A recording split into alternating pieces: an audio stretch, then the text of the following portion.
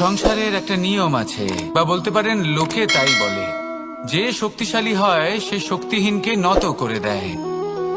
এমনটাই হয়, তাই না? আবশ্যক নয়, কখনো কখনো এমনও হয় একজন অসমর্থ ব্যক্তি সমর্থ ব্যক্তিকে নত করে দেন। এটা সম্ভব, এও হতে পারে।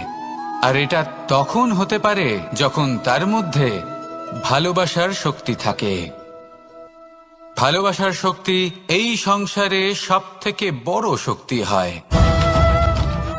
এই ভালোবাসার শক্তি দ্বারাই নির্ধন সুদামা আমাকে দিয়ে নিজের পা ধুইয়ে নিল, কিছু না বলেই, কিছু না চেয়েই। এই কর্মের আধার ছিল শুধুমাত্র ভালোবাসা। খুব শক্তিশালী হয় এই ভালোবাসা। ভালোবাসার শক্তি দ্বারাই আপনি হিমালয় পর্বতকে